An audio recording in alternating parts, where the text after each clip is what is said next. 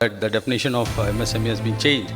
So almost up to 150 crores turnover and 125. India is today the fourth largest capital market in the world. We are trying to be a patient investor where we want to see that particular startup, especially in the defense and aerospace sector. So a woman founder have to believe who are them. We have created 15 different center of excellences in our leading institutions. So every technology getting innovation through AI involvement.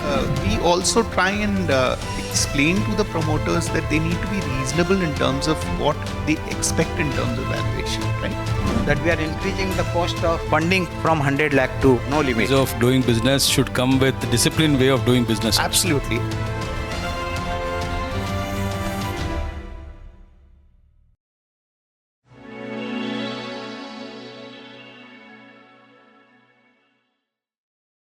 Namaskara.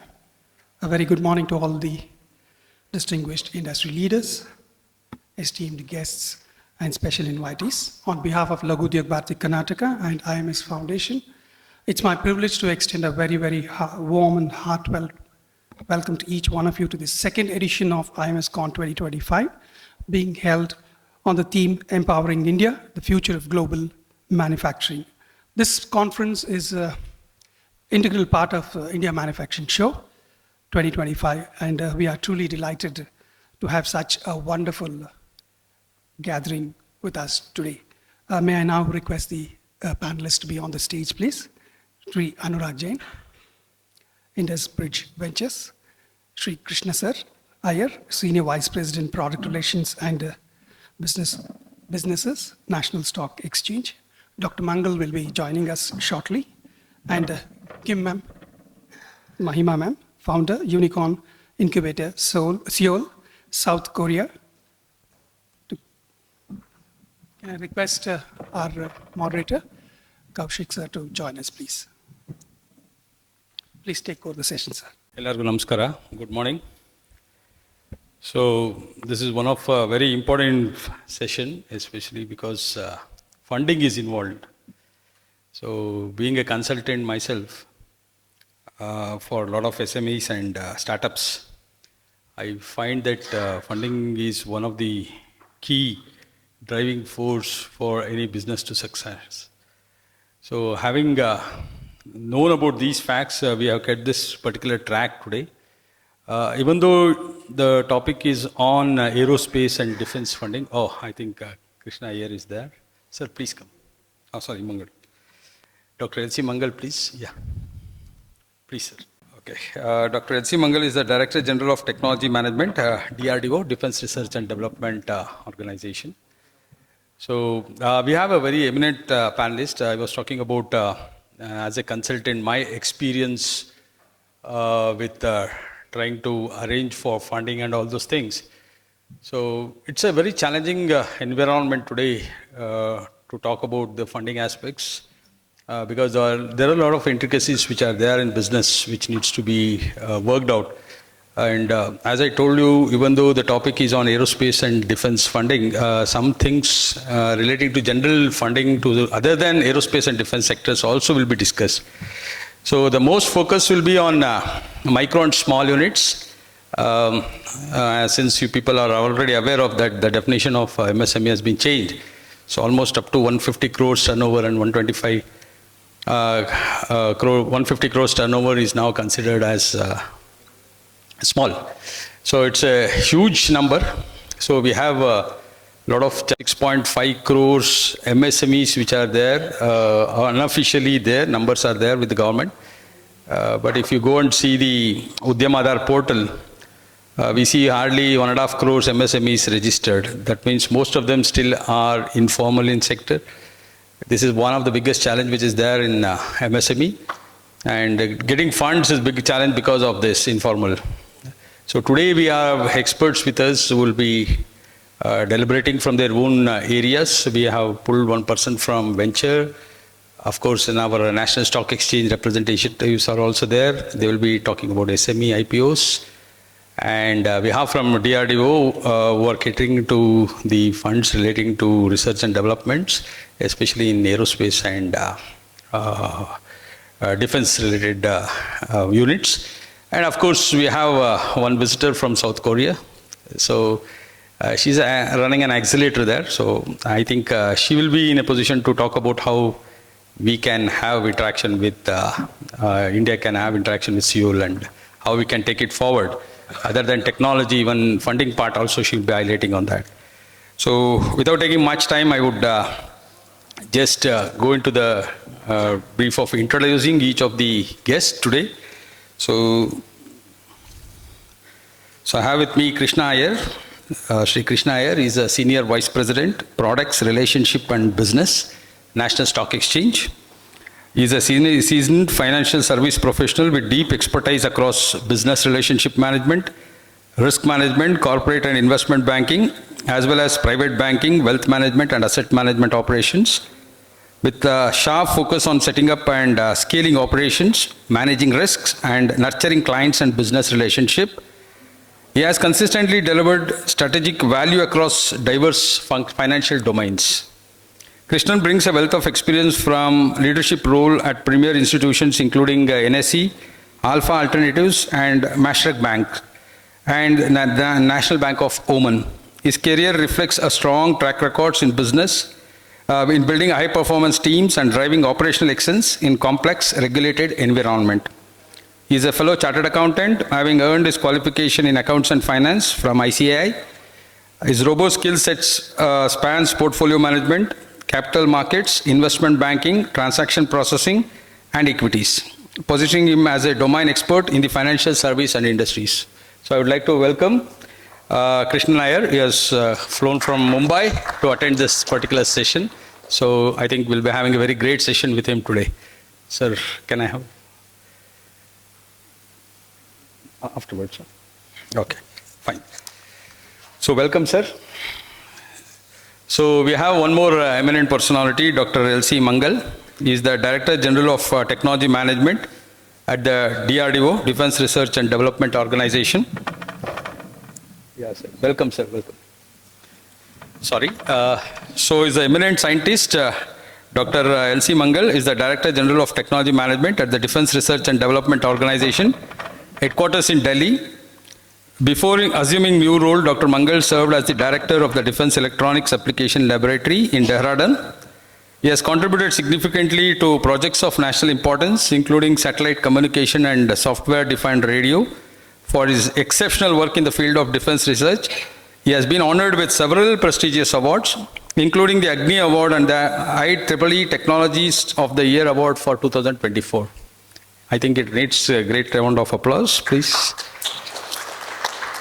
Yeah, as a Director General, DRDO has entrusted him with responsibility of creating a research ecosystem in collaboration with educational institutions, research organizations and industry partners to meet the scientific and technological needs of defense and national security. Mangal is from Rajasthan and has been serving as DEAL Dehradun for the past 36 years. His achievements has brought joy to both his workplace in Dehradun and his birthplace, Swami Madhopur. So I think we have a great personality who is a technical background person, but he will be sharing with us some of the practical experience on the funding part from the DRDO side. So welcome you, sir. Welcome you for the session. See, we have a visitor from South Korea. So Jin Ah Kim, but she would like to be called as Mahima. So she has kept her Indian name. And yesterday when I was talking to her, she told that she wants to change her name to Mahima.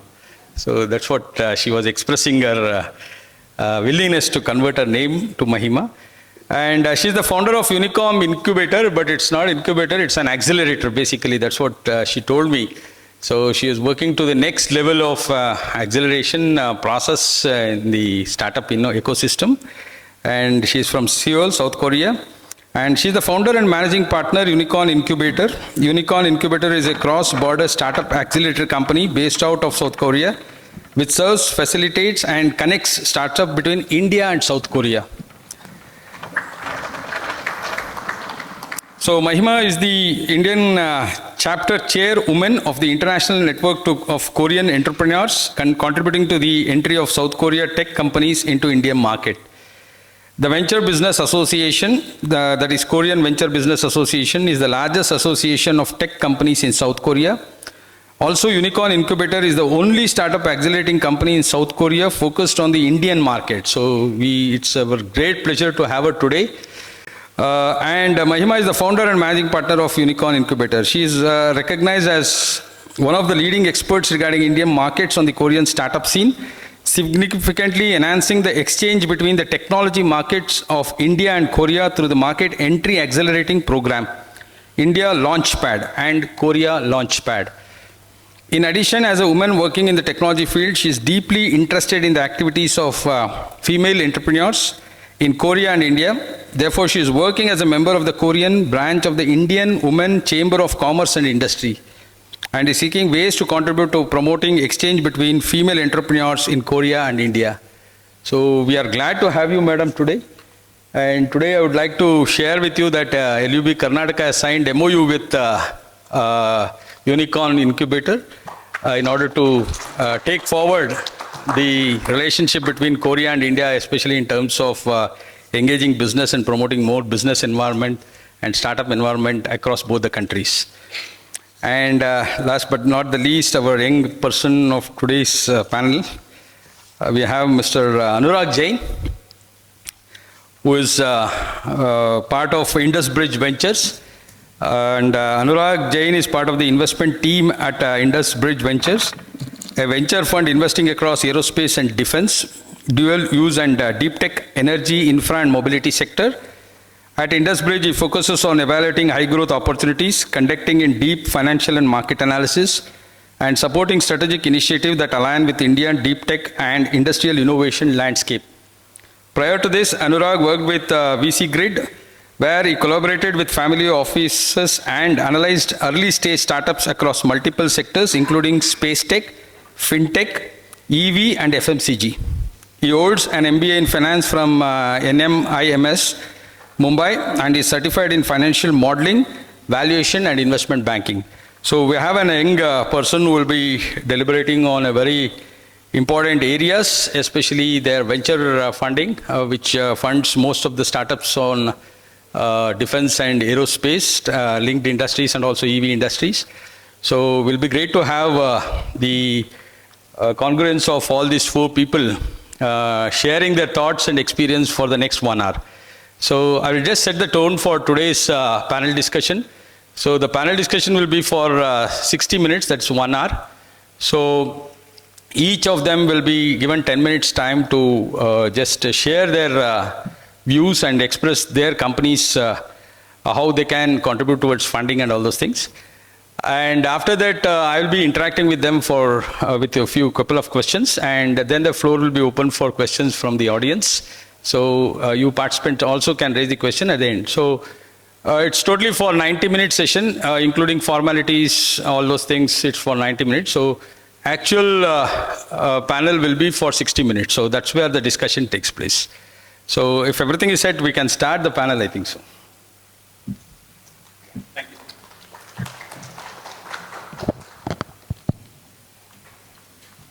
Okay, so welcome and good morning to all of you. So it's a great pleasure for LUB Karnataka to have you people in this forum today. So as I told you, first 10 minutes, you can make your presentation and you can tell what your company is all about. So what is that you are doing, especially in terms of funding? And then I can just interact with you with a few questions to you, or then later on we can take the questions from the audience. Sir Krishnan, Iyer, you can talk about the NSE, the role of NSE in SME, IPOs and all those things. Thank you. So just to give a brief background about what NSE is. So we, as in the NSE, started its operations in 1994. And since then, if we look at the capital market space, India is today the 4th largest capital market in the world, with a market cap of, and the NSE listed companies today have a market cap of about 5 trillion. So this is a huge growth that we've seen across 30 years of our existence. And sometime in 2012 is when SEBI initiated the idea of having a separate board for the small and medium enterprises to list, to approach the capital markets and seek funding from public markets as such. So we had a separate board called the Emerge platform, where the small and medium enterprises can list their companies on the exchange and seek funding from the public markets as such. From what I can see, I mean, if I talk about the numbers, for instance, like today, we have more than about 12 crore unique investors registered with us in NSE. A total of about 23 crore, investors in total in the market. And if we talk about the number of demat accounts, we have about 18 crore demat accounts in the country today. So obviously, the investors are very, very have a very positive outlook towards the Indian entrepreneurs and the Indian businesses. The real action in the emerge or the SME space we've seen in the last 2 or 3 years. In the last year itself, we had about 250 odd listings in NSE in the emerge segment as such, and till date we have about little less than 800 companies, 784 to be precise, that are listed on the emerge platform, and the market cap of these companies would be roughly about 2,20,000 crores. So there's a huge potential here. If I look at the government numbers itself, in various forums, I've heard about 7 crore or 8 crore MSMEs which are listed in, registered in the government platforms. And if, let's say, I'm only looking at the small and medium enterprises, leaving the micro companies aside, rough estimate would be about 500,000. So today, if I look at the total number of companies listed even on the main board on NSE, it is less than 3,000. And we have an additional 784 companies which are listed on the Emerge platform. So the potential is huge. If we are talking about a Viksit Bharat by 2047, and we are talking about the market capitalization of listed companies to go beyond, 15 trillion. We are looking at about 3x growth. So what we are doing right now from the exchange perspective is we are doing a lot of outreach programs in trying to encourage the businesses to explore the public markets to raise capital, because there is a lot of gap in the understanding is what we have observed amongst the promoters, entrepreneurs. And there is also a sense of, I would say, they feel that they would be losing control if they kind of list.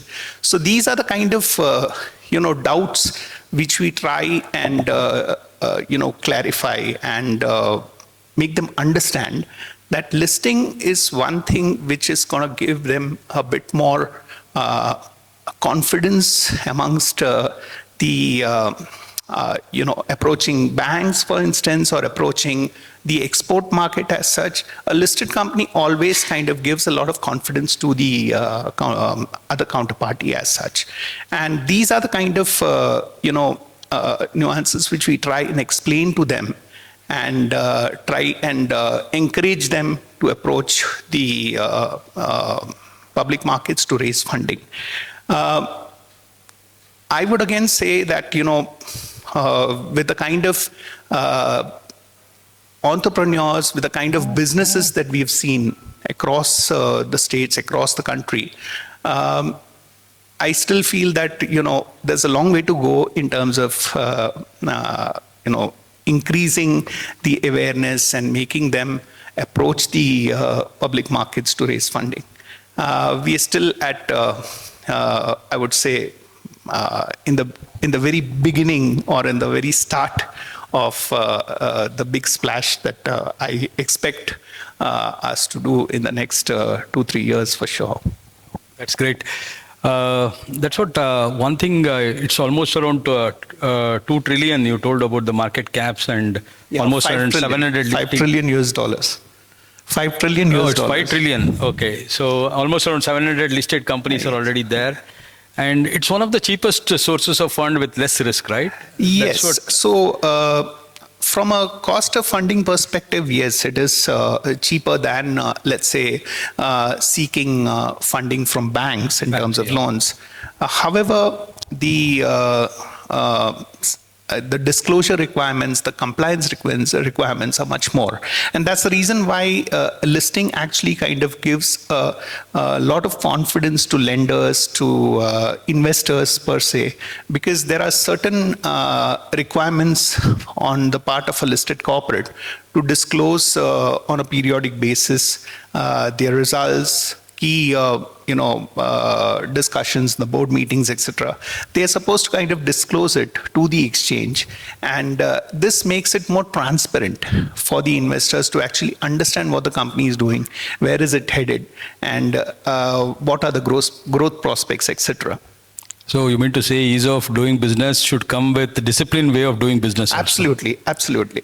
Okay, that's great. That's great. I'll come back to you. Okay. So, sir, from the DRDO's perspective, so I think there is a fund which has been created in DRDO, especially to take care of the small MSMEs who are supplying to the DRDO and other space and defense-related initiatives. So, can you please throw some light on that fund? I think, yeah. Oh, you carried the presentation. Okay. It's there already.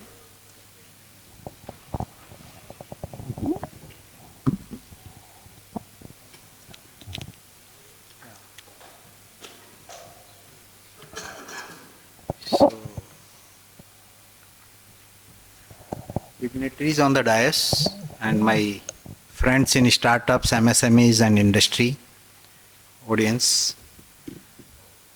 DRDO, yeah.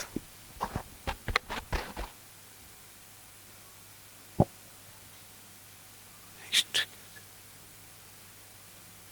Do I take it next?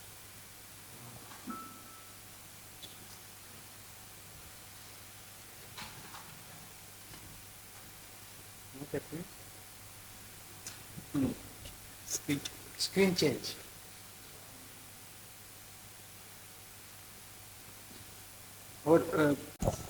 Yeah, so till the technical issue gets sorted out, we have Mahima madam from South Korea. So she's running a very successful unicorn incubator, now scaled up into accelerator.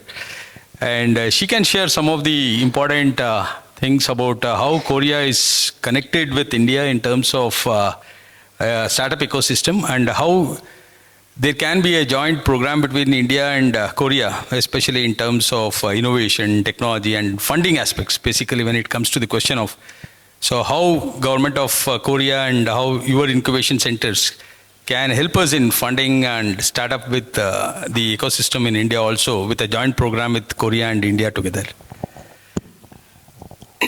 I think most audience of this has interesting to listen about the fundraising more than other information, I think.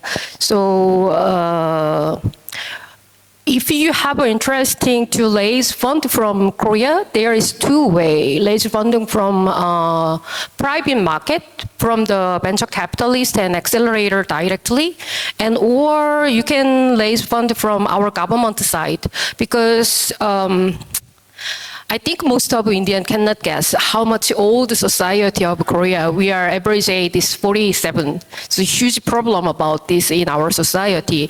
So we are inviting many foreign founders and investors, which has a plan to run their business based on the Korean market, which means which company will pay tax to our government as well. So there are several specific programs. One is named K Grand Challenge. If any foreign company wanna launch, incorporate their company based on Korea, our government delivers some grant for them and provide some facility and also arranging some business meeting and then open the business network based on Korea, and it held regularly one time a year, and highly promoting about this program based on India, because many winners as an Indian startup company. So many Korean venture capital and accelerating are expecting invite some Indian founders and entrepreneurs for the join as a member of the program. And each state, actually our startup scene is operated, driven by our government. It's very similar scheme with Indian government as well, which means each state has their own supporting startup company and various stage companies based on each state. So also they have a targeting for inviting some foreign companies which learn based of their state. And then each state, they have a different industry, learn well based on their states. So I don't know each audience in this hall, which kind of business based on which sector and which industries. But I think you try to find which state in Korea is suitable for your business to build your business based on here, or something to find a partner based on there, with using some supporting program by our government state. Local government state as well. That's great. That's what anyone interested to have business relationship with Korea. Of course, we have signed MOU today with you. So definitely we'll be connecting with you in that aspect. So as a part of accelerator program, whatever you told regarding the funding part and the government grants part from the Korean side, especially to promote innovation and technology in both the countries, I think that will be taken up in a very large scale, I think so. So can you just highlight something about the women entrepreneurship? One of the things what you have mentioned in your profile, wherein you have some good initiative to bring to Indian Women Association through Korea and try to encourage Indian women entrepreneurship. Because if we see Indian system where women participation in entrepreneurship is less than 14%. This is one area where India is not doing such a great thing. So we want more and more women participation, and now the business which is getting restricted is only food sector. Women is seeing a lot of contribution there. But when it comes to the question of technology and other initiatives, right, somewhere we don't see women participation, even though the education levels are higher compared in that particular sector, right? But when it comes to the question of women taking up entrepreneurship, it's still a big challenge in India. So as a woman and also part of the women delegation and associationship, so what do you advise the young women entrepreneurship in India? So what is that, how you can help them out? I have a personal reason why I am only focusing on Indian market. Over 10 years ago, that was first time I have get a chance to visit India, and I could see the women who need a real job for their living with their own kids who left it by their family. So even they are uneducated. So after that, I have been trying to find the way to support and help them. And I realized if I bringing more Korean companies to run their business based on here, they can provide many jobs, and then also they can invite as a staff for like that women. And now also we are focusing same region, and now I'm also focusing on the helping some women founders. And then the advising for them, I think in this in this century, we are often mentioning about the ESG and sustainability, and environmental problem is very huge in India and Korea as well. So, which means is the business, all business have to take care about their environment and social impact and society community as well. So, it's very suitable role for women, I think. So a woman founder have to believe who are them, and the suitable person to be a founder for this era. That's my opinion. Ah, that's great. That's great. So thank you, madam. Thank you for your views, sir. Can we continue, sir? Dr. L.C. Mangal. I think everything is yeah.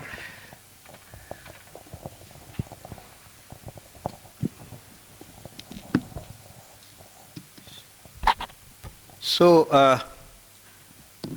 once again, I think just good afternoon.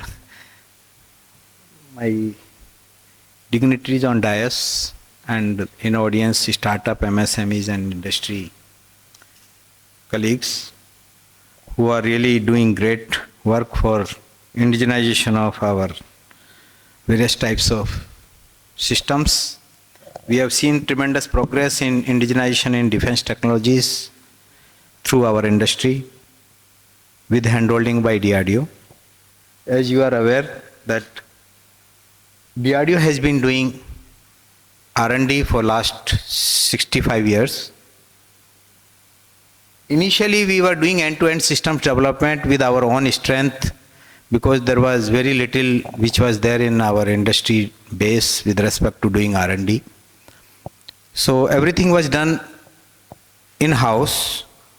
Of late, when we started working on new technologies and systems, we started engaging the academia and industry expertise which wherever it was available.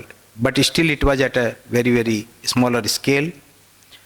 So, however, in last 15 years or so, DRDO has ventured into development of complex systems development, and we have to a great scale created R&D ecosystem in defense and aerospace sector for developing cutting edge technologies and products in academia and industry.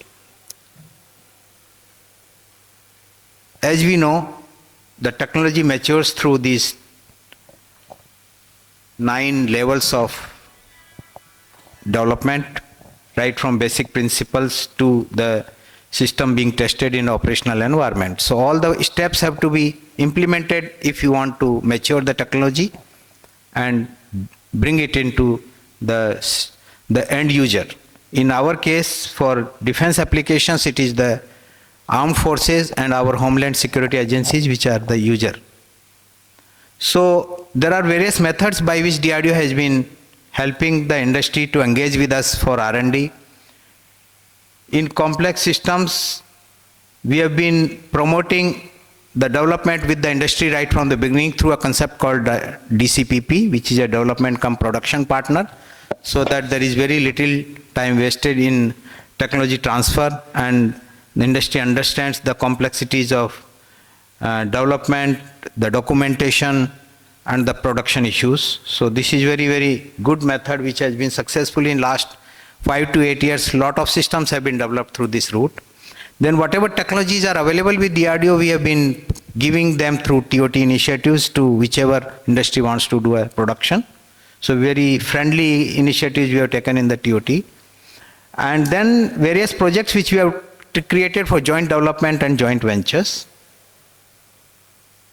There is a focus on R&D innovation in industry, which we have created through our one new fund, which Honorable Prime Minister somewhere in 2015 started, and to operationalize it, finally we launched it somewhere in 2018.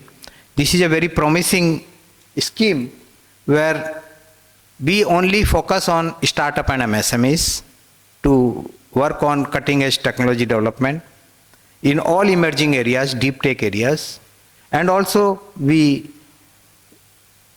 make them participative for indigenization and import substitution. So there are various projects which will be passed to the industry for our technology development so that greater self-reliance is created, not only in the subsystem development but also at the component level, because that is where the actual indigenization should happen. That component level also, if we are able to do R&D, then the value of IP can be increased and therefore you can create more exportable systems. We have created 15 different center of excellences in our leading institutions where a collaborative approach has been taken, collaboration of our DRDO laboratories, the academia and the industry together. So there are various projects which we are running in collaboration at various IITs and ISC, various universities, and everywhere now of late we have put a more emphasis that we will encourage those projects where right from beginning startup and MSME get engaged. So there is a thrust on technology realization and product realization rather than only the paper research. Of course, we always encourage the blue sky research in the basic domains where over a period of time we will mature TRL level and then subsequently convert them to actual technology and products. But now our emphasis is that next 5 to 10 years let us create a lot of technology items in the deep tech areas with the hand of, with expertise of our academia and good potential which is there in our startups, because all startups are led by PhD scholars who have done PhD, postdoctoral fellows have opened a lot of startups. So I think brain is also there in startup and we want to basically encourage development through them. And DRDO provides the handholding to that. So we have a concept of free access of our patents. Whatever patents have been created by DRDO, we provide free access to them so that any startup or industry wants to utilize it for technology development, we give that. We provide test facilities to our industries, whatever test facilities there in our laboratories. Big facilities have been created for characterization, validation, certification. We give almost at nominal cost, we provide that access. And also we have created specific facilities at our defense corridors, industrial corridor. Specifically at Lucknow, I think large scale facility has been created, which helps in startup and MSMEs to utilize it for technology development. Lot of tool chain has been integrated there, and small prototyping platforms have been created where lot of mechanical engineering, electronics, and system engineering aspects can be taken. Services can be given to those almost at nil or free cost. Basically, there is nothing which we charge. We encourage it, and thereby we encourage the technology development within our country. So if you look at TDF scheme, we have a provision of, it is mainly focused on startup and MSMEs. Very specific projects we also give it to big R&D houses which are there in our big industries. We support all types of projects where indigenization, import substitution, and also development of technologies in emerging areas and cutting edge areas. Up to 90% funding we give for each project, and that funding can go up to 50 crore. This is Honorable Raksha Mantri increased from 10 crore to 50 crore 2.5 years back, and it is a great initiative where I think big opportunity for startup and MSMEs to utilize this funding method, where now, as I explained, that since we are emphasizing on actual technology and product development, specifically in new areas, so we request every startup and MSME to collaborate with academia for any risk mitigation and any aspect of theoretical modeling analysis or any performance validation, things like that, where there is a good expertise in the academia, so that a shortened time frame can be used for actual technology development. Even though provision is there up to 4 years, but we encourage 1.5 to 2 years projects where really a good things can be done. And collaboration of startups and academia together, with academia taking up to 40% cost of a project, so that they can also get motivation that if required, young professors can join the industry for 1.5 to 2 years and do the real technology development and go back to his institution. So these are all flexibility which is available because in academia sabbatical provision is there. So we are encouraging academia to work with industry directly to come out with new technologies and products.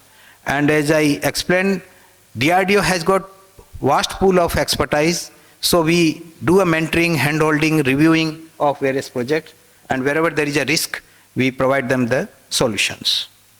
So this is a steps basically. Now, earlier it was taking a lot of time. However, the TDF sanction process we have greatly simplified, and time-bound manner, each step has been defined, and we are saying that 3 to 4 months is the time which we will take to sanction a moderate cost project. Let us say 10 to 15 crore project is there, definitely 3 to 4 months it will be sanctioned. However, if it is a complex project where require more scrutiny, more oversight, then I think maximum 6 months is the time limit which we have kept. Earlier it was taking a lot of time because of various procedural aspects and because of difficulties in our laboratory coming forward for supporting. However, now we have made it top down. Whatever technology roadmap DRDO has created, that technology roadmap only is put now on the domain for industry and SMEs to develop. So there is a handholding from the laboratory side. Project proposals are initiated from the laboratories, and we put it in open domain so the best expertise is utilized. We encourage collaboration, and the joint proposal of academia and industry we take together, led by SMEs and startups, so that real technology ownership comes to the startups and MSMEs, and we create real value additions for our Indian economy. We also have a provision of launching Dare to Dream activities where people can dream about various problem solutions, a different type of approach where out of the box approach can be taken, and there 4 different contests have been done till date, and 5th is now running right now, and we have a provision of funding these also. Earlier past also we have funded some of the award winning projects, and there is a provision now that we are increasing the cost of funding from 100 lakh to no limit, so that really innovative solutions, whatever industry is proposing, we are able to support them. Now we have these deep tech areas where there is a thrust that as we are aware, non-kinetic applications, directed energy weapons, unmanned systems are the order of the day, which are being used for variety of applications. Aero engine is our thrust because India requires aero engine and the propulsion technologies for complete indigenous our aircrafts and systems. 6G is a focus where India envisions 10% patent holding by 2030, and their defense plays a very big role where industry can work out some dual use applications, not only for our homeland security, military applications. Then neuromorphic computing and VLSI, strategic electronic devices we can fund. Quantum technology, of course, is very important. Photonics will bring next generation miniaturization and throughput, in addition to providing various integration. Then advanced material is applicable for every type of innovation. Similarly, there is a thrust on compound semiconductor because this is one area where a lot of strategic electronics is dependent upon, and AI basically binds all technologies together because AI is where innovation is happening.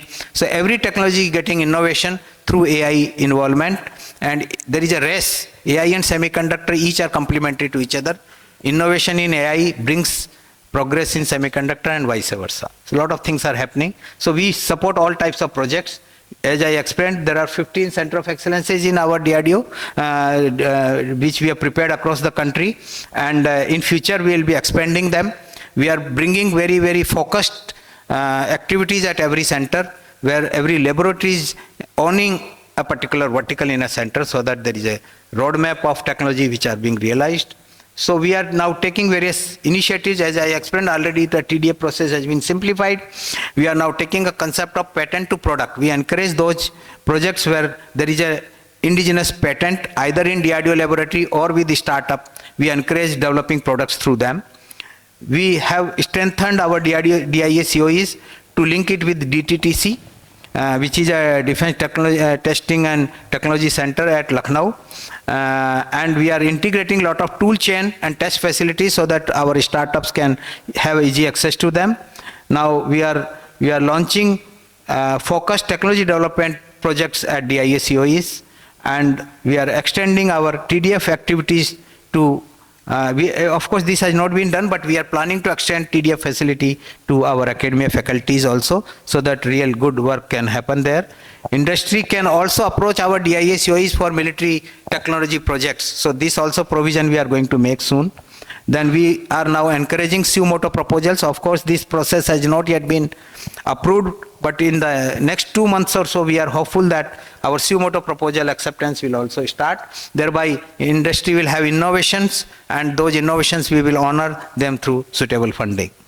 Then, as I explained, Dare to Dream winners also, there is a funding method, and we are utilizing the human resource which is spread across the country in all R&D institutions, in DRDO, retired scientists, or in industry, those people who have retired. Everybody, we have created a database, and we are utilizing them for hand-holding. We provide that information to our startups and MSMEs that please use this potential to create indigenous systems.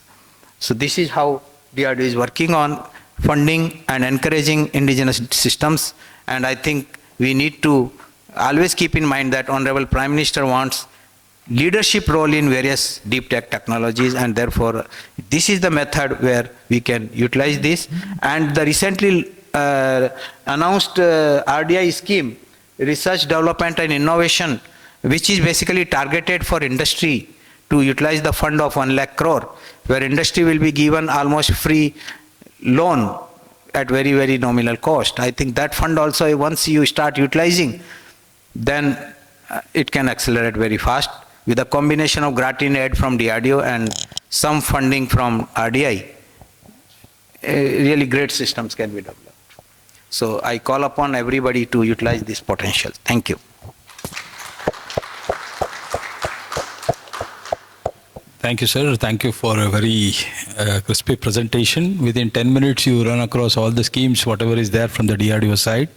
So one thing I want to know is from this, whoever want to apply for this fund, right, they need to apply through Center of Excellence, or how is it? No, what we do generally is, see, sumoto you have to apply. Sumoto, once it gets approved in next 1.5 to 2 months, you have to apply through our TDF website. There is a website of TDF, Okay. Technology Development Fund, through which you have to apply these sumoto proposals. And for the general problem solutions, we advertise them on our TDF website, where initially we seek the industry response in terms of availability of that technology. If that is readily available, they provide us the information so that we can really fine-tune the indigenous content in that. Our effort is to increase more and more indigenous content, both in the subsystem level as well as at the component level.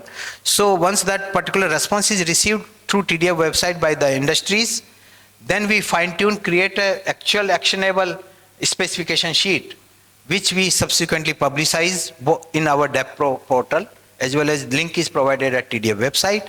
So people respond to that, and then we have a very empowered committee which quickly does the assessment of it, and there is a provision of quality funding where we generally do things at L1 level if technology is having some maturity. But if it is a deep tech type of thing, then we do a quality analysis of the vendor or the agency, and we encourage successful failure. There is a concept, actually we have borrowed from South Korea. I think you have championed one specific evaluation method for deep tech. I think we have gone through your website and literature, where in 2022 you came out with innovation in deep tech areas through the startup and industries at your place, and you don't penalize the people who fail in the system. You basically monitor the process of implementation, and the success or failure is an outcome which will naturally come depending on the complexity. So we honor the successful failure, we quantify how much successful is the vendor, and we don't charge them anything. Basically, though no penalization, they can participate in the future projects also. So this is one very good scheme which we are now putting in the deep tech domain. Okay, so you handhold also. For how many years you handhold? We handhold, as I said, DRDO has got a very good pool, both those serving scientists as well as those who are retired. Everybody gets involved into the technology development. Okay, So that's great. That's great. So now to our young speaker from IndusBridge Venture. So he's from venture capitalist firm. So I would like to request you to make your presentation. Sure, sure. Thank you everyone for bringing us here. It's an honor being in front of such dignitaries. Sir, so very frankly, we are talking about the defense sector basically, and you see, we are at an inflection point right now, right?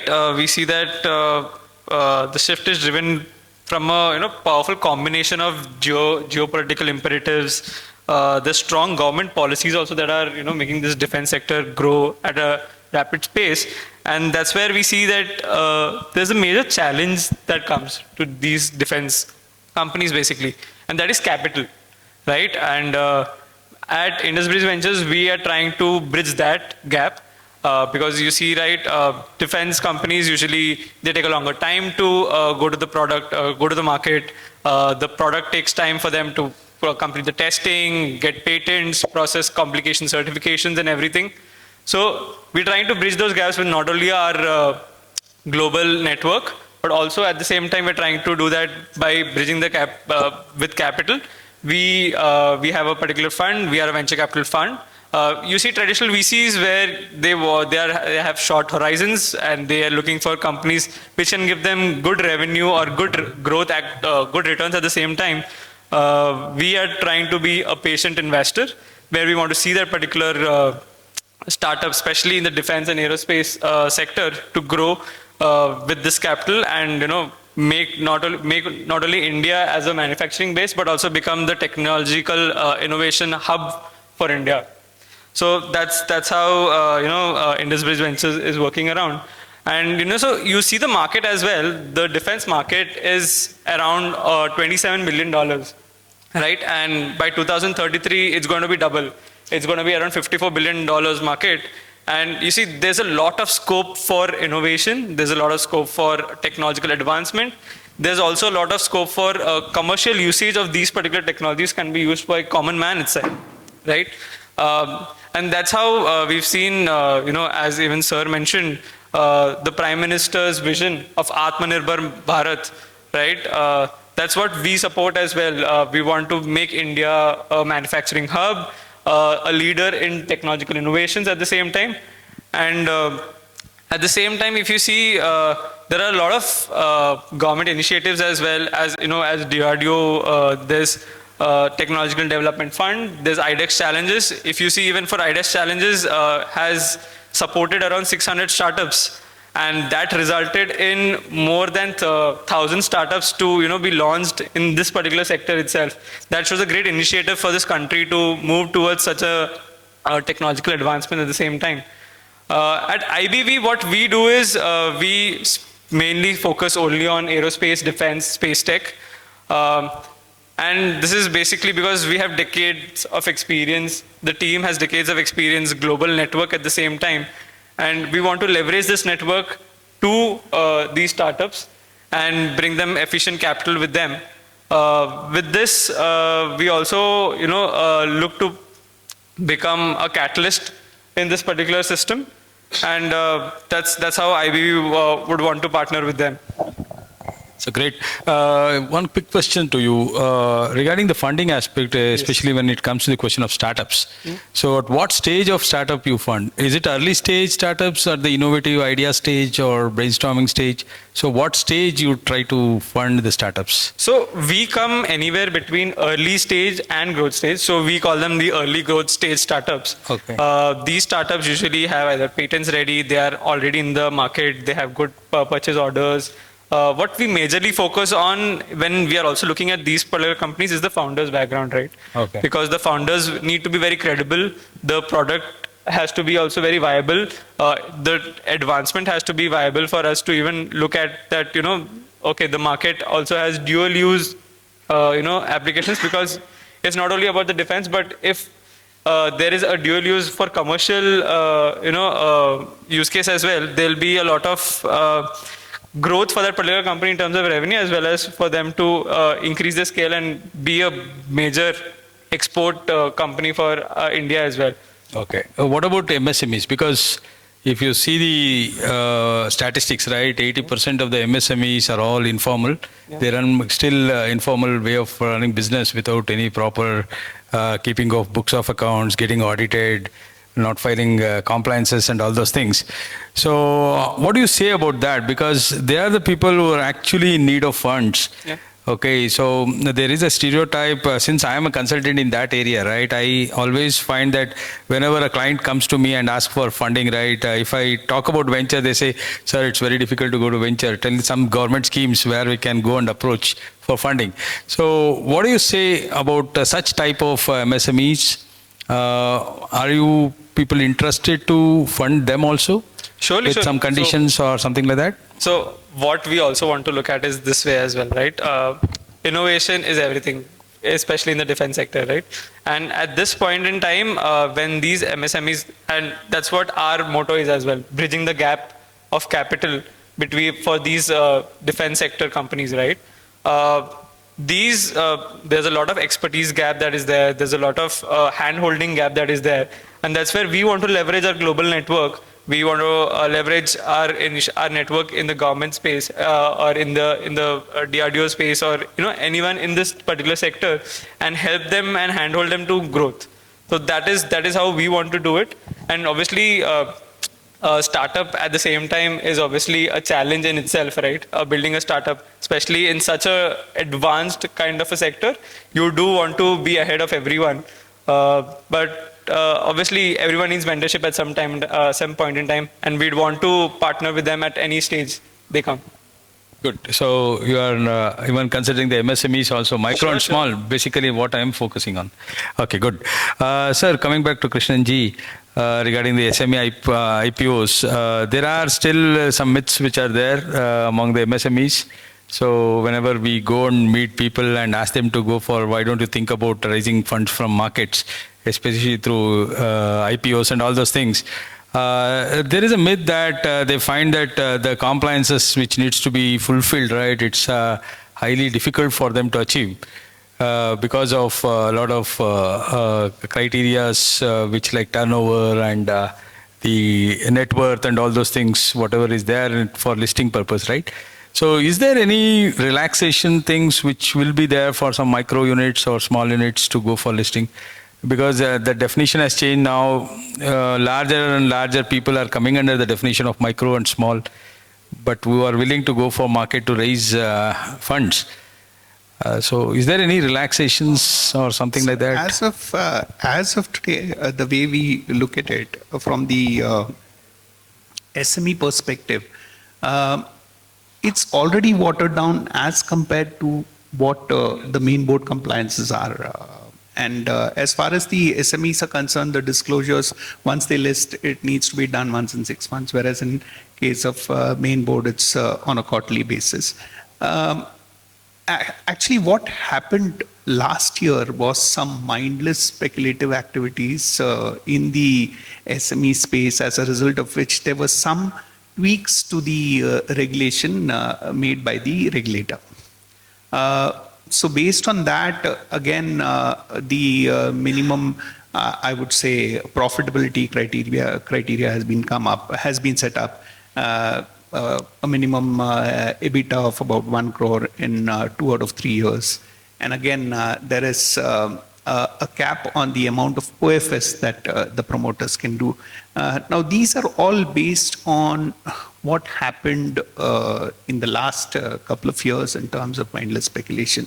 Having said that, I would say that, it is basically a mindset change that needs to come about amongst the promoters as such.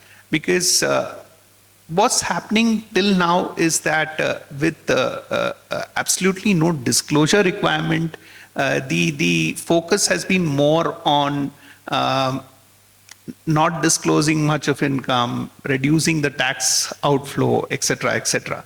Now this, on the flip side, is actually curbing their growth. That is what they need to understand, that once they approach the public markets, they will have to disclose everything, no doubt about it. But then that also kind of, it changes the horizon for them. There is no, glass ceiling that they'll hit. If let's say they come to the public markets and they raise funds through an IPO, the growth is unlimited. It is up to them how they actually look at it. So I would not say that the current regulations are actually curbing them in approaching the markets for raising capital. I would rather say that we need to educate them in trying to understand what are the benefits of listing. I mean, saving tax today is not kind of going to help you to grow multiple fold in the future. That is what I think we need to kind of educate them and explain to them. In my experience, what I've seen is when we reach out to these kind of promoters and we kind of engage with them and make them understand that this is a much more cheaper way of raising the capital, and secondly, it's accelerating your growth. Once they understand that, they're very keen. It's basically the engagement, continuous engagement, and trying to give them some examples. What we've also seen is, if we go to a particular region, let's say, in fact, many of the startups which have, or SMEs that have listed are more or less confined to, let's say, Gujarat or Maharashtra, or to some extent, I would say MP, Karnataka, etc. In Karnataka itself, it's only the 18 SMEs which have got listed. But if you look at the denominator, it would be huge. So it's lack of awareness is what I feel. I mean, if we go reach out to them and make them aware of the advantages of listing, definitely I think there would be a change in the mindset. Okay, that's good. That's good. One thing, are you running some awareness campaign to SMEs on how to go for listing and what are the criteria? Yes, sir. We are doing a lot of these awareness campaigns. In fact, we have signed MOUs with more than 20 states, state governments. Okay. And we are partnering with them to kind of improve the awareness by doing a lot of sessions. We are also kind of aided by the RAMP program. Yeah. And we jointly do it with them also, reaching out to maximum possible SMEs as possible. In what we also do in these sessions is we get, where we can actually, we try to get some of the listed SMEs to talk about their experience. So that the audience can relate to them and understand what are the benefits. So we have seen a fair amount of change happening, a fair amount of interest coming up. But again, it's a drop in the ocean. I mean, we need to do more. Yeah, it takes time, I think so. Sessions. Yeah, it takes time. And one more thing, quick question on one recent news, what I saw on SMEs. I saw somewhere that the SMEs listing, whatever is there, right, the market capitalization, what they're talking about is overvalued to almost around 3 to 4 times what actually the companies are performing. So don't you think that is a threat in the coming days for SMEs? So not, again, like I said, it's basically what happened in the last couple of years. Based on those trends is when the regulators stepped in and made some changes in the eligibility criteria as such. That's one. Secondly, I think we also try and explain to the promoters that they need to be reasonable in terms of what they expect in terms of valuation, right? At the end of the day, you need to leave something on the table for the investors. Otherwise, the listing is not going to be very attractive. So at the end of the day, the market understands and they know where you stand. So, I mean, for the SME IPO to succeed, I would say that the disclosures should be very good. The valuation should be reasonable, not unreasonable at all. Correct. And then definitely the market will actually look at the potential and give the necessary pricing to it. Okay. So as long as these things are met, I think there's no challenge as far as SMEs are concerned. But then, like in any situation, there are some bad players, there are some good players. So you need to be careful about the banker that you choose, and not chase a banker who's giving you a multifold valuation. Valuation, yeah. We have to be reasonable. As a promoter, I know where I stand. So if somebody is going to give me a double valuation, obviously there is a red flag. Correct. And I need to be mindful. Let's not look at a few crores here and there in terms of my valuation, thereby compromising my future. Correct. Good. Madam, coming back to you on that, we have something called as CSR funding here, Corporate Social Responsibility Funding, which funds a lot of our young innovations and all those things. So, do you have something like that in Korea where there are some CSR activities which can be routed across to different countries, especially a country like India, where you can take the innovative things in India and exchange your technology with our people here in promoting the business in India? I got understanding about how much active working based on the CSR program by listed companies in here. And then also, it's a little different in Korea situation, but every each enterprise already run their own CSR program based on Korea as well.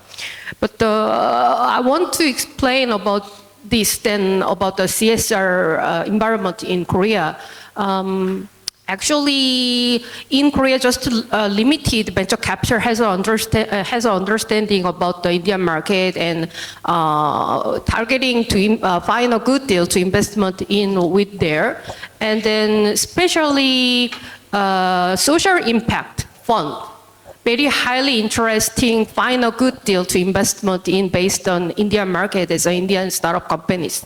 So which means is they more focusing on the ESG and CSR and creating big social impact based on India or global market as well. So in Korea, there is one venture capital company, the name is MSMEs. They have a plan to visit last week of this month, visit India to find a good Indian startup company, which I mentioned earlier, to investment in there. So if any person and companies has interesting to raise fund from venture capital from South Korea, which is social impact business item, then please contact me, reach out to me, then I will arrange some meeting with them. Yeah, basically because you were talking about ESG and all those things, sustainability thing and all. So I think that funding may be required in that areas, because here also we have that ESG compliances which have been made mandatory for the top 1,000 listing companies and all those things. So I think yes, that's one area where we can think of integrating our businesses with in align with South Korean concepts. Coming back to the DRDO thing, sir. You were talking about the technology development fund, and also you talked about the patent to product and also you support in the export initiatives and all those things. So can you just brief on what are the things you will be supporting the MSMEs, especially in form of exporting the products? So which countries or anything like that, which you specifically have something in your mind? Yeah. For making exportable product, first you have to own the IP of that product. That is very important, because then only a real value addition can happen. And brand India is the main thrust of that export market. That Indian product should be reliable, quality wise, ergonomics wise, operation wise, ease of use, all those aspects. So of late what we have started doing is that in our DRDO projects, we have kept a provision of not only dual use, every military product will in some form or other can be converted for dual use application. So we are putting a thrust on separate funding for dual use. And then in that dual use, generally we encourage the export. If it is a dual use product, then because it is a civilian application, so it is easy to export, because otherwise military will have a lot of sensitive aspects where we will have difficulty in exporting, because government has its own process of giving clearance for such kind of things. So in the exportable category, we put more thrust on more indigenous content, because that is where the actual value will come. And we provide free ownership of the IPs. As long as that company is Indian company, we don't bother about which it is. It should not merge with the foreign company. That is the only limitation we are putting on IP. So industry is encouraged to do a lot of innovation so that we can create quality exportable product. And there is a lot of encouragement. Government is providing that funding for testing, validation, and also some incentive for what is called technology transfer. Earlier we used to charge huge fees for the TOT.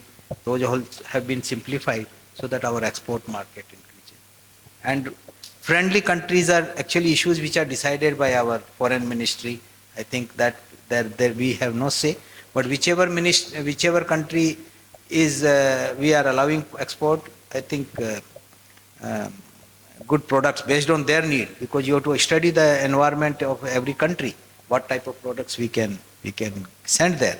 So that analysis separately, our MOD, there is an acquisition wing which provides us the inputs, what type of environment is there outside where export can happen. So based on that, we tweak our technologies and accordingly support the industries. And okay. These informations are put in public domain, right? It's available on the website or... Which one? These, whatever the listing, things where you're talking about, right? The criteria and which countries to export, what type of things and all those things? Which countries to export is not put in open domain, because this is a foreign ministry information which has to be accessed through a proper channel. Okay. But generally people are aware about... Exporters are available, so they are aware of all those things. Friends and foe, because of rapid geopolitical changing, changes also. So I think those are not fixed. But definitely we have some reliable, friendly countries. Okay. Where definitely we can do some export. Sure. Sure. So coming back to you, regarding the venture part, you are talking about the return part, right? So normally you cannot expect so much return in case of MSMEs. So that is one of the biggest challenges in MSME, where they can't afford you to pay high returns, and your cost will be also high, I think so. So given that criteria, so how do you say that, or how do you want to say that venture investors are supporting MSMEs? You can support MSMEs even in spite of having the lesser return compared to the market returns which you are getting from investing in some IT companies or something like that. I spoke about traditional VCs, or normally VCs usually have a short horizon because they have to get returns for their investors again. What we at IBV look at is like we are coming with patient capital. We are not coming that, okay, just generate revenue as soon as you can. We want to see more purchase orders. We are hand-holding them. We are showcasing them to our network. We are showcasing them to people who are more relevant to their business, and at the same time, we are also looking where they can have this dual use case because that actually de-risks the, viability of that particular product at the same time. And MSMEs obviously are actually quite important in this particular sector at the same time, because as you mentioned earlier, right, because they do need a lot of expertise. They usually have this question of, no one else is going to fund me, because and we'll have to only go to government for getting backed and getting some funding or capital. That's where we want to come in, be that capital providers to them, bridge that gap for them, again, be the supporters for them. And we want to see them go IPO at the same time, so that, everyone, it's available in the public domain and everyone knows about the company and what they're doing at the same time.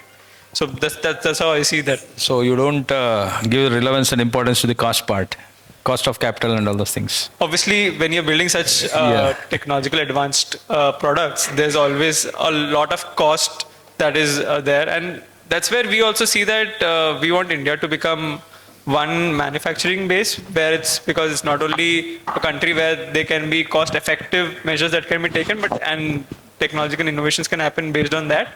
But also we see that there is a lot of gap that has to be filled by these MSME sectors as well, and they're obviously they'll need capital at the same time. Correct.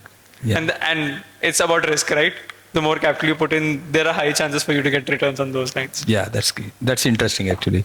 Yeah, any questions from your side? One or two questions we can take. Yeah, please. Mike?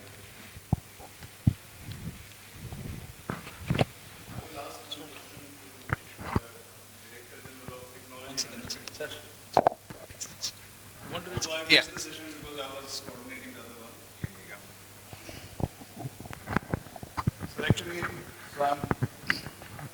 Hello.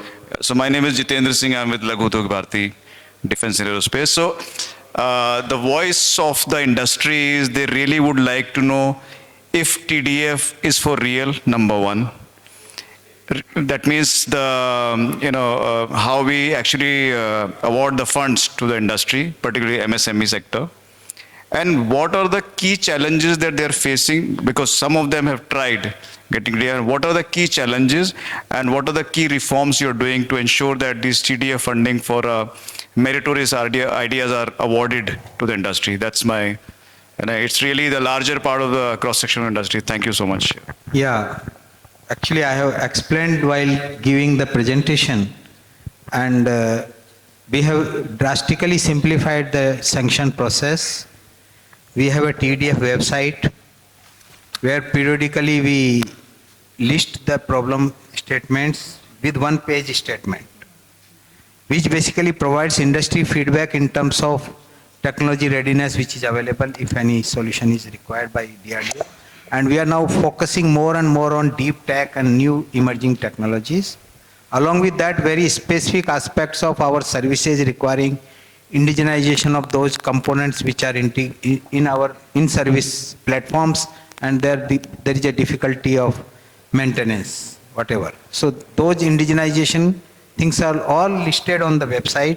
Periodically we list them, ask the industry. Our focus is only on MSME and startup. Big industry we take specific projects. So everybody is encouraged to fill that one-page form, provide me the information, and within 2 weeks we upload the actual RFP. After that response has been received, actual RFP basically provides you all the technical specifications, the nature of test facility that you can use, what type of collaboration you can do with the academia and all that all details are provided there, so that risk mitigation is possible and more indigenous things are there. So that RFP we provide standard 21 days, which is extended by another week or 2 weeks in case somebody specifically asks for it.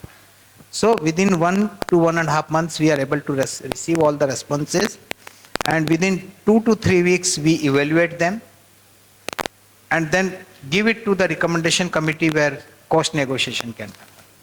So this whole process now we have streamlined, so that right from putting it on the website for industry response to the awarding of the contract, 4 months is one yardstick which we have created.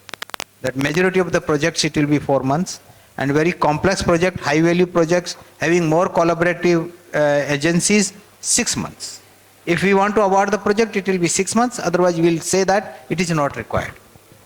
So that categorical approach also we are taking. We will not be lingering on the sanction approach. If it is feasible, we will definitely sanction it within 6 months.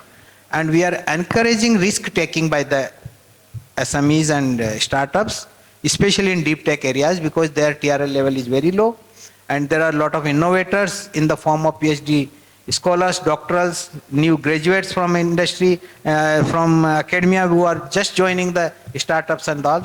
They have very good ideas. They want to work on the technology development, so we are giving high risk projects to them, and we have evolved a method on the lines of South Korea, that successful failure is the evaluation framework which we have created, that we will be quantifying the project's outcome in terms of fully whatever objectives are achieved, some quantification is there, and if nothing is there, lessons learnt report will be utilized for subsequent development, and we are not penalizing any industry for that purpose. And this is how we are now putting more and more emphasis on successful technology development. And I request that every startup utilizes our potential, whatever is available in academia. You make them your collaborator, utilize the retired manpower expertise which is available across the country through industry, from R&D institutions. You make them your partners and use DRDO's facilities and all, so that you can come out with the technology in a very fast way. We encourage faster projects. Fail fast is the concept that we have brought, that if you are not able to implement, please declare that things are not possible, so that we can close the project wherever it is. So this is the method which we are now coming forward.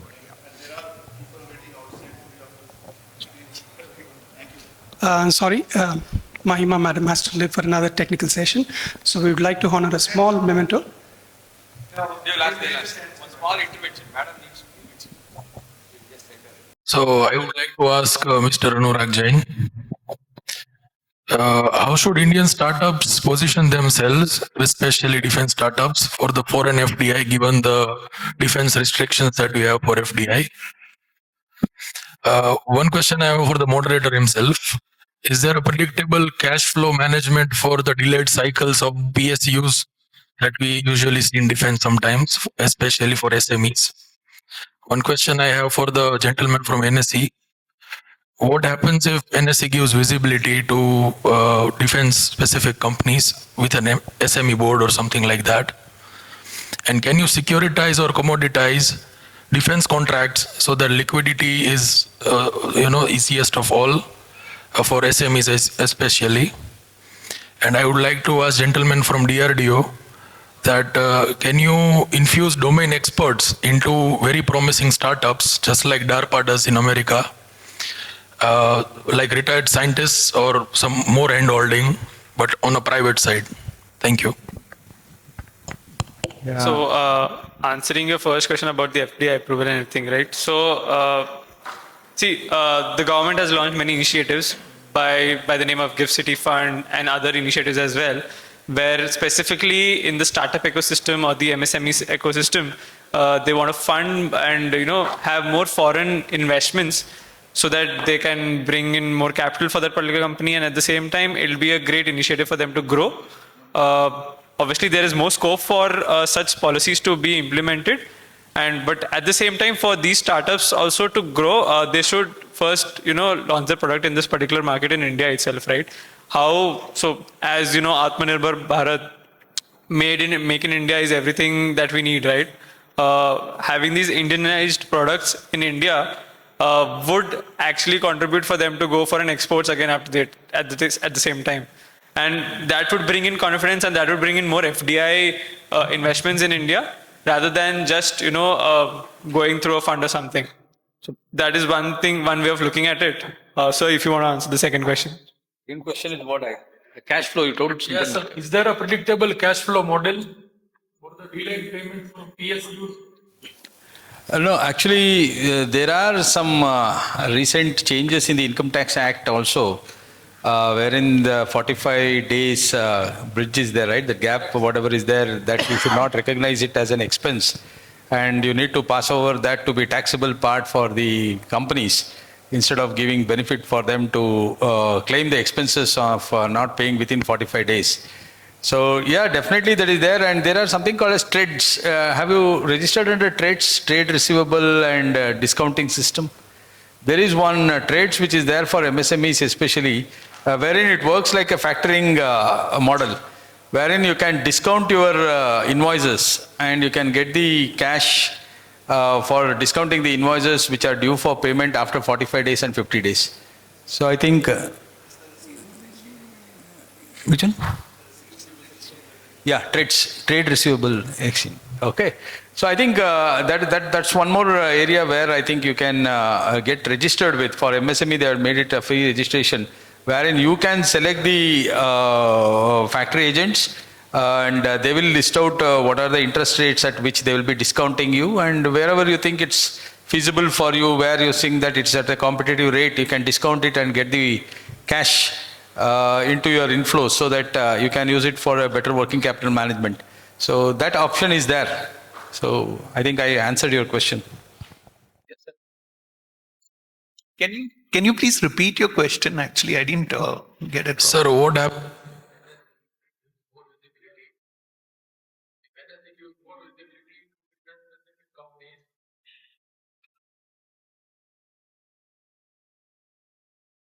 Hello.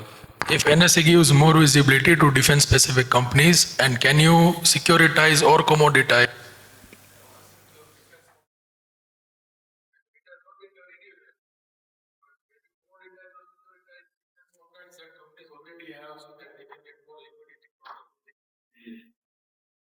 To answer your second question, to securitize or democratize the defense contracts, etc., I mean, that wouldn't fall within the space of the exchange per se.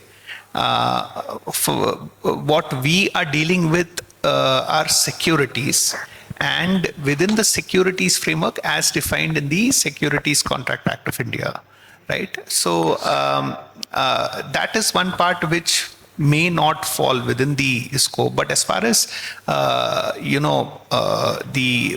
are kind of encouraging startups, SMEs in the defense sector to actually kind of come up to us, discuss and get themselves listed. We are encouraging quite a lot.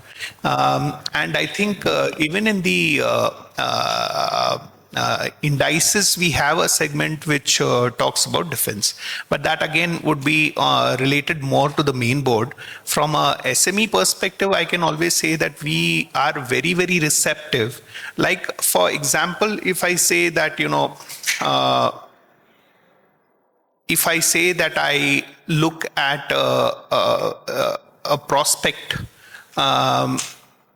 in the listing space for SMEs, if I say that, okay, you need to come out with an IPO for at least 30 crores.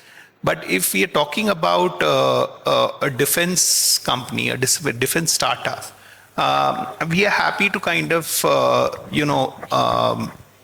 reduce that threshold also. So to that extent, I can say that we are really encouraging the SMEs who are within the defense sector to come out with a listing, and we are happy to kind of support them in all ways.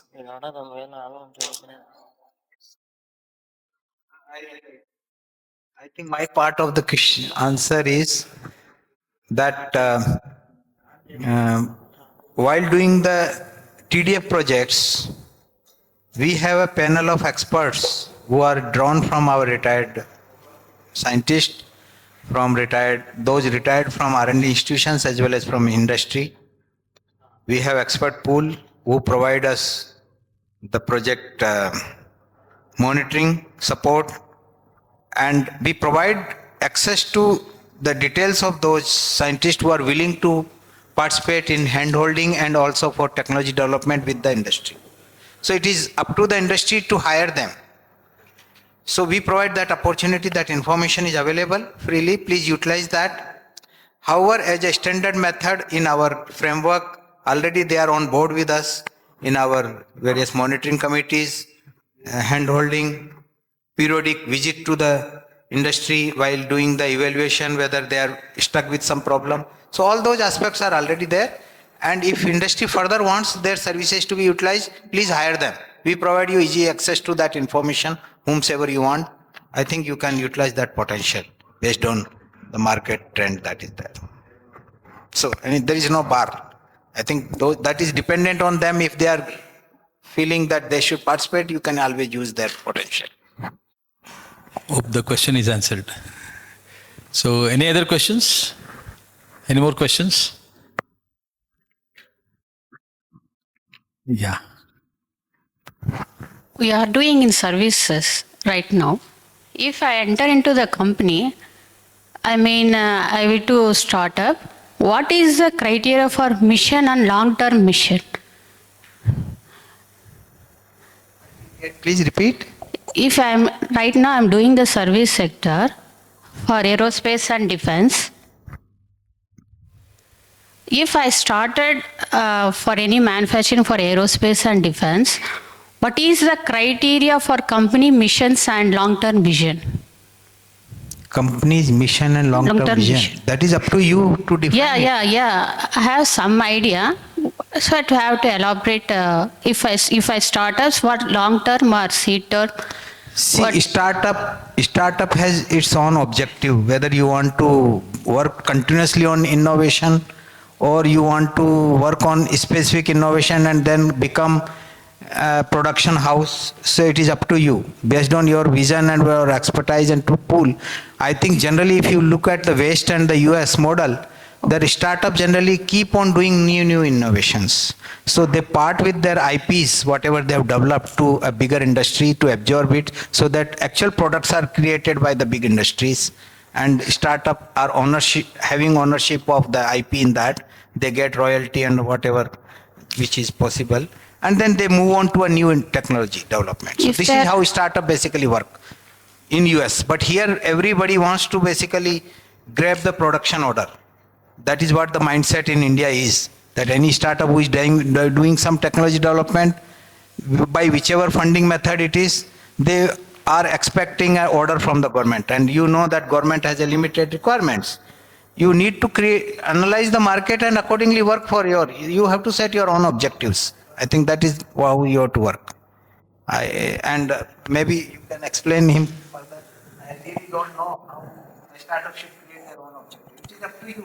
Absolutely. I mean, absolutely. If you have an idea and you want to work on it, that should be your objective.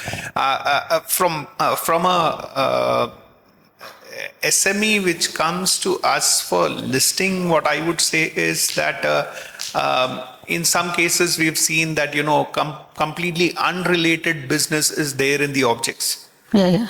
Right? Those are things which are a red flag for us. So if, let's say I'm in the teaching industry and I suddenly say that, I'm going to also produce drones, definitely that's kind of an unreasonable statement in the objects. So that would definitely not be encouraged in the listing space as such. So you need to kind of have an understanding, or based on your expertise, what is it that you want to pursue? And then accordingly build your capability. Okay. Okay, so any other questions? So we'll wind up. Okay. Thank you very much for this wonderful session. Can I request Kaushik to please hand over the fundamentals to all our panelists, please?